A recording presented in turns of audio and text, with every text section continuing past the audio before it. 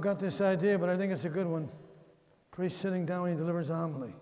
I'm dead tired. You're tired. Super Bowl is going on. We've left to come here. Must be something about this place we like, or unless we hate football.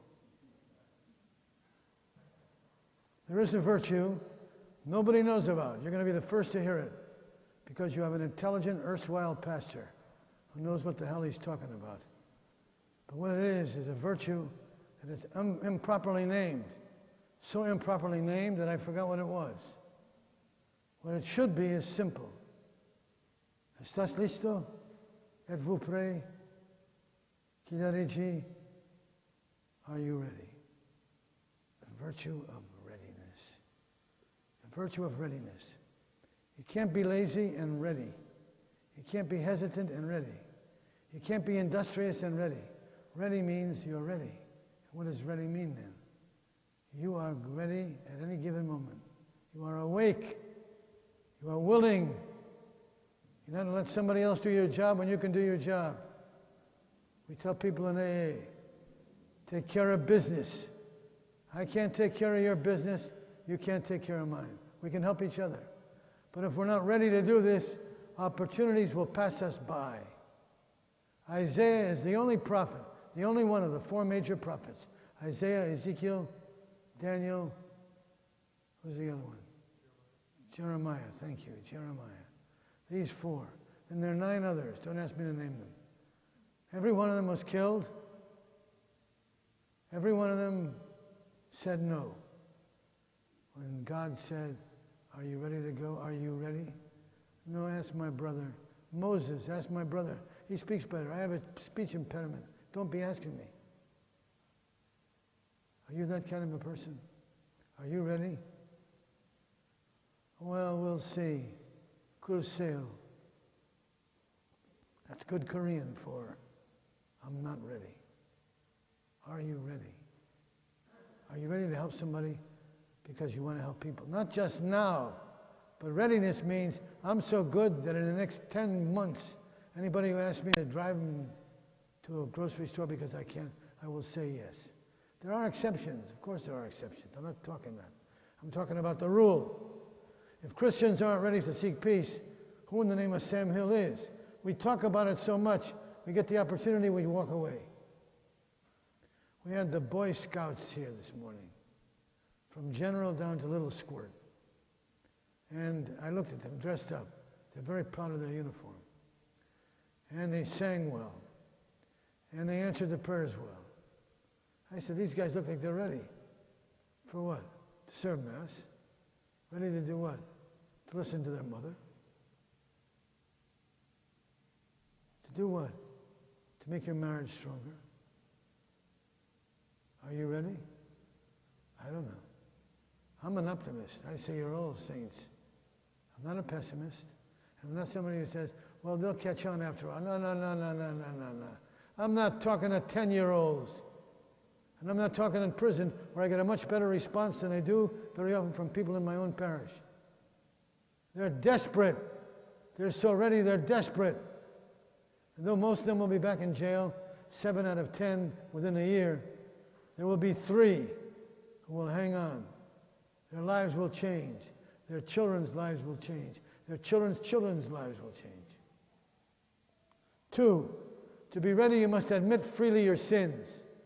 Be honest, your laziness, your concurrence with evil people, whatever. You must be ready and willing to admit you're not perfect, and you're able to say where you're imperfect. At the same time, you're willing to say this: I am ready, I'm not perfect, but I admit my mistakes, and that's the beginning. Fidum initium est. Faith is the beginning. The rest is hard work. The rest is being ready to exercise the faith. I feel like the Pope's sitting in this chair. The sense of power. You know, if you ever get a chance to preach at the pulpit at Stanford, that's about 2 stories up.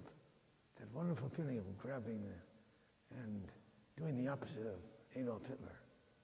I'm not using this for power, but so that your voice may project louder. People may feel help louder, longingly, strongly. So, You got to admit. Admission is number 2. Number 3, resolutions that are real. I'm going to name you some. You might even want to use this for Lent, because you're going to hear more about these particular areas from me. Why not increase your joy by giving up the things that force joy out of your life? Jealousy, anger. Give up resentment.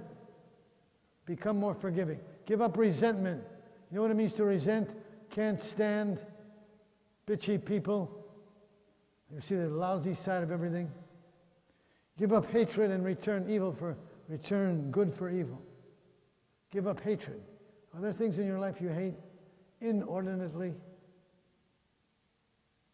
Give up complaining, bitching. Be more grateful.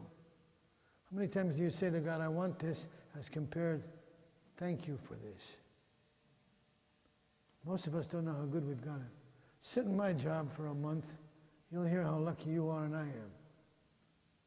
Somebody said, well, the new pastor, how's he going to function? He's going to get up every morning and go to work. What do you mean how he's going to function? He'll be fine. You think he's not going to recognize what wonderful parishioners he has? He'd be blind. Give up pessimism and become more hopeful. Give up anger and become more patient. There's a sign in our parish. It's not never give up. It's another sign which happens to be the theme of the school yearbook for the children. We're all in this together. Got a big kick out of that. These are kids now. Who's we? Us. All of us. Together. Together. Together, forever, forever, together. Da-dee-da-da-dee-da-da-do.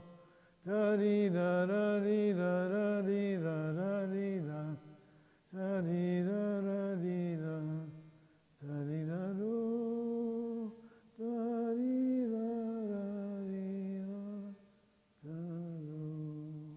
Together, forever together. From the musical I Do, I Do. And then the evening night of their wedding, the young married, inexperienced, scared to death, making love together for the first time, sing that song to each other. Forever together. Forever together the rest of our lives. You are Christians. I am a Christian. We live or we die. We give or we die. We love or we hate. You and I, like Isaiah, here I am. I don't care about it. Here I am. He was murdered for saying that. Here I am. The only prophet to say when he's asked, will you go? Send me. Will you go? I'm ready. Are you ready? Are you ready to admit your mistakes? To admit your strong points? Are you ready to give up something real, like hatred and anger, racial prejudice and drugs, real obstacles, and replace them with sobriety and love and caring? That's what we're doing here. That's why God created us. God bless you.